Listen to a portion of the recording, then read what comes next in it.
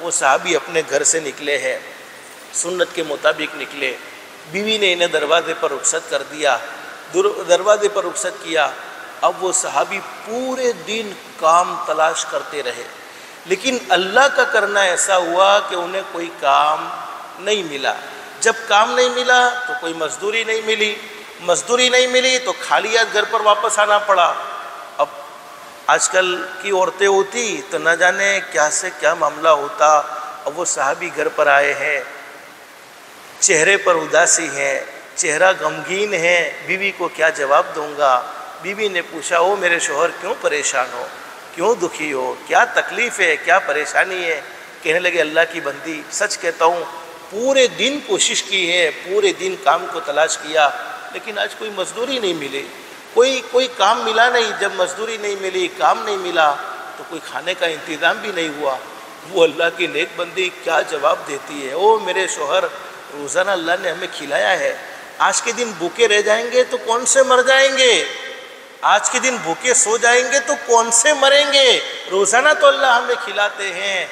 اور آج کی عورت ہوتی، تیرے گھر میں 25 سال سے پڑی ہوں، ایک دن بھی مجھے سوکھی روٹی نہیں ملی۔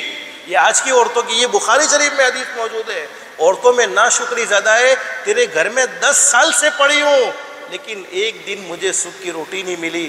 ماں بہنیں معاف کرنا، لیکن کبھی کبھی میں اپنے گھر میں بھی کہتا ہوں، آئی تھی 40 کلو کی، کھا کے 80 کلو کی ہو گئی، اس کے باوجود کبھی شکر کی توفیق نہیں ہوتی ہے کہ تیرے گھر میں مجھے کچھ نہیں ملا، تیرے گھر میں مجھے کچھ نہیں ملا۔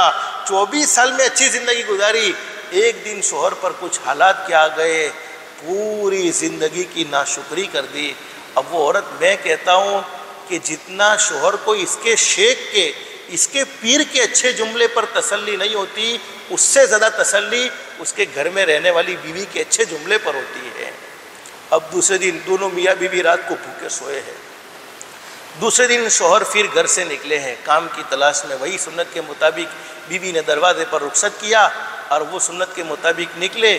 اللہ کا کرنا ایسا، دوسرے دن بھی پورے دن کام تلاش کرتے رہے لیکن کوئی کام ملا نہیں، کام نہیں ملا، کھانے کا انتظام نہ ہوا، کھانے کا انتظام نہ ہوا۔ شوہر بڑے پریشان کہ میں تو مرد ہوں، برداشت کر لوں گا، لیکن گھر میں رہنے والی کمزور عورت کیسے برداشت کرے گی یہ پریشانی؟ میں خالی ہاتھ اپنے گھر پر واپس آئے ہیں اور پورا چہرہ دکھی ہے، پورا چہرہ غمگین ہے۔ بیوی سمجھ گئی کہ آج بھی کھانے کا کوئی انتظام نہیں ہوا ہے۔ بیوی نے فوراً کہہ دیا، او اللہ کے بندے کوئی ٹینشن نہیں ہے، کوئی پریشانی نہیں ہے، مجھے کوئی بھوک کا احساس بھی نہیں ہے۔ ارے اللہ کے بندے، اور میں تو کبھی کبھی کہتا ہوں کہ بیوی جب نہیں کھاتی ہے تو اس کو زبردستی، اپنے دوستوں سے کہتا ہوں کہ بیوی نہ کھاوے تو زبردستی کرنے کی ضرورت نہیں ہے، وہ ہماری چھٹ میں ہم حاضر نہیں ہوتے، اس وقت انہوں نے کمپلیٹ پیٹ بھر لیا ہوتا ہے۔ اب ماں بہن آپ اچھی طریقے سے اس کو جانتے ہو، لیکن وہ عورت تو ایسی نہیں تھی، گھر میں کچھ بھی نہیں، لیکن شوہر کو کہہ دیا کوئی بات نہیں، آج بھی ہم بھوکے سوئیں گے، اللہ نے ہمارے لیے یہی منظور کر رکھا ہے۔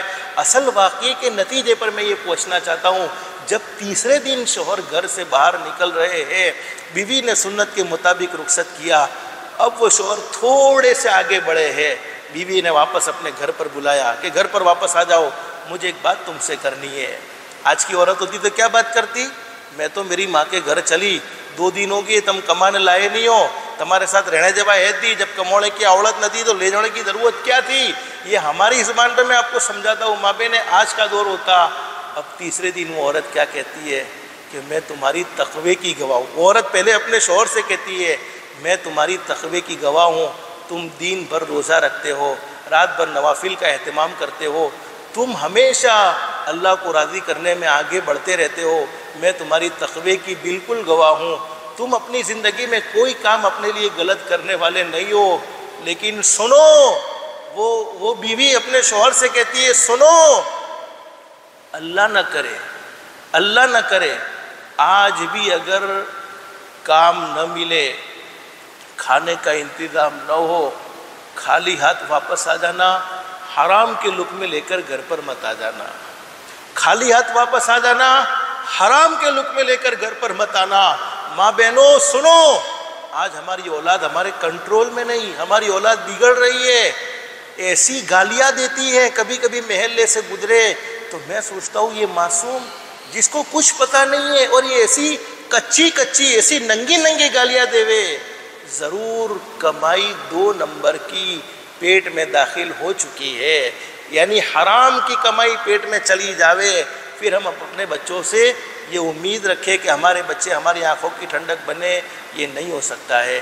اس لیے ماں بہنیں ہمیشہ اللہ سے ڈر کر زندگی گزارو، ایک نہ ایک دن قبر کے حوالے ہو جانا ہے، ایک نہ ایک دن اللہ کو جواب دینا ہے۔